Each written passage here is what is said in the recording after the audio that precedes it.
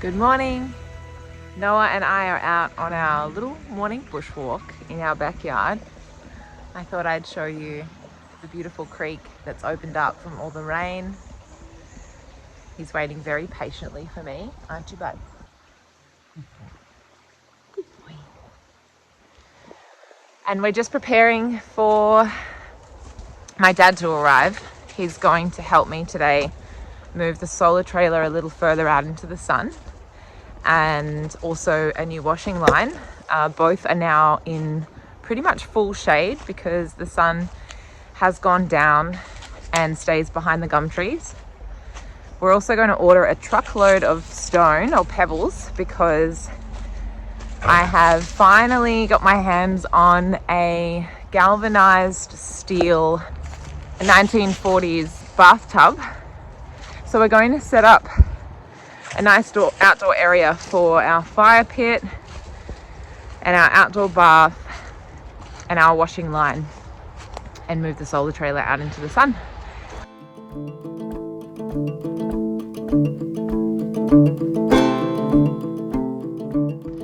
This is the first time I've been able to lift things and use my hands, so I'm trying to get it done before Dad gets here, so it's one less thing he has to do and I can feel like I've accomplished something, because it's been months of resting and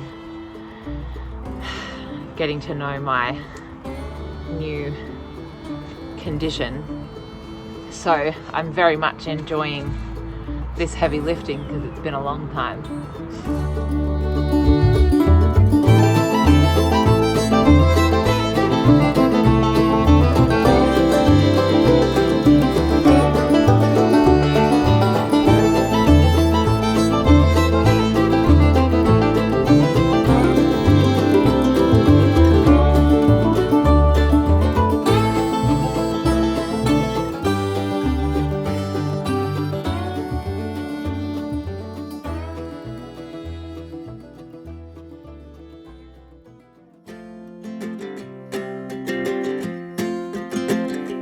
We got time on our side. We're in a state of hope. I need you on my fire. I want you to know that every time you're away, I long for you so much I can find my way. We got everything here, at least to stay alive. And the time that we share makes it all worthwhile. Got this place on.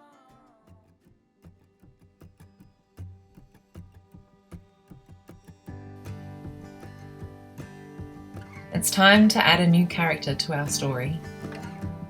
Let me introduce you to my partner, Tyson. Tyson and I met on the school bus when we were 11 years old, which is Kaylee's age now. And after years of friendship and some time apart, we found our way back together. He's a kind and gentle soul, and he's a little camera shy, but I'm sure he'll warm up to you over time.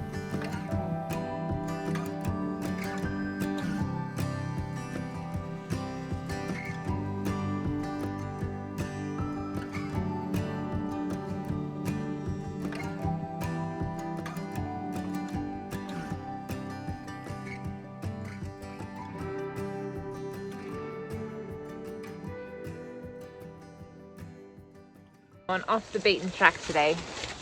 Usually we go the same. Usually Noah and I go the same way, but today we've gone off track and I'm finding some really cool little wombat burrows and hollowed out trees. There's a lot of injured trees from the bushfires in 2020, and we do often hear the crack of a tree falling down in the distance, so I am being cautious and listening out. Gosh, all of these trees are hollowed out. They all look like they have wombat burrows in them.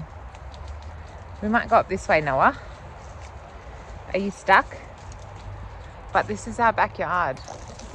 So lucky. So on our walk, I just found this beautiful natural fiber. I just love finding things that are woven in nature that aren't man-made, that this naturally occurred without human intervention. It's so beautiful.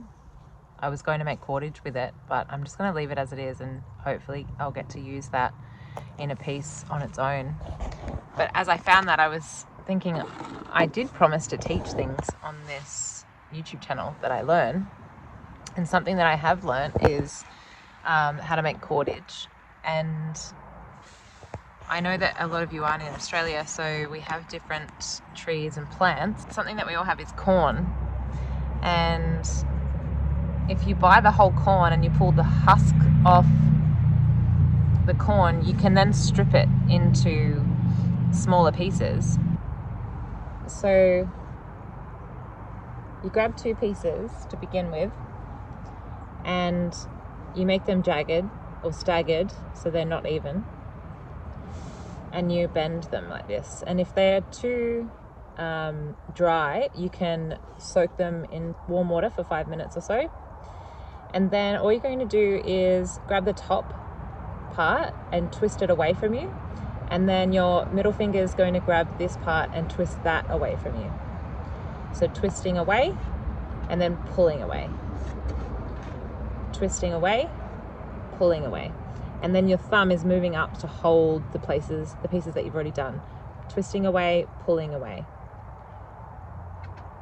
twisting away, pulling away, and then you can add pieces as you go whenever you feel you want to. And I don't worry about making it really neat. It kind of adds character if there's little bits hanging out. Twisting away, pulling away, twisting away, pulling away. It's a really nice thing to do out in the sun, but you see after a time you start to create this cord, and it is quite strong. It takes time, but I think we all kind of like to do something that's a calming activity that brings us back to nature and makes us feel grounded and calm, and this is one of those things for me, for sure. Cordage. So you can keep going until create one that's longer, and then when you continue and you keep going, you end up having a whole roll of your own rope. You can do this with so many different plants. Gymea lily, Lomandra longifolia, but this is one that is easy accessible to everybody. Corn. I'd love to hear how you go with that and what plant you used.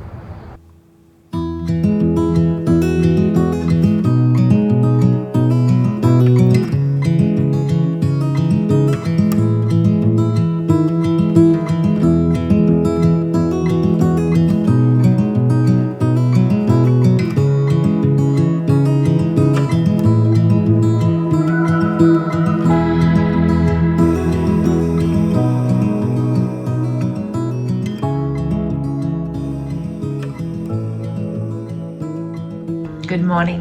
I'm sitting by my window catching a little bit of sunshine before it goes back beneath the trees. It is winter. We are in the thick of it. And I know it's not as cold as some countries, but it's cold for me. I'm feeling the cold definitely as I get older. I used to wear no shoes all year and people would say, aren't you cold? And I'm now really cold, like to the bone, chilled cold. We can't run the air conditioner at night time or even for very long through the day because it just chews the solar power. And because it's been raining and overcast, we aren't getting up to 100% in the batteries. So we're often putting petrol in the generator. But we don't want the generator to kick in at night time, so we don't use the aircon at night, and we're using hot water bottles and just layering up. We're having a bit of an issue with condensation. It's a big issue actually. In the mornings, particularly when Tyson stays over and we've got 3 mouths breathing in here at night, we wake up to dripping walls and window frames. Obviously we don't want to create a moldy environment, so we have ordered a diesel heater. It will be installed into, I think, our flooring, if not a wall. And I'm hoping that will be installed tomorrow. Oh, I'm so cold. Kaylee turned 11 a couple of days ago, so we've had many celebrations for her. It's so crazy to me that she's going to high school next year. She was just a baby.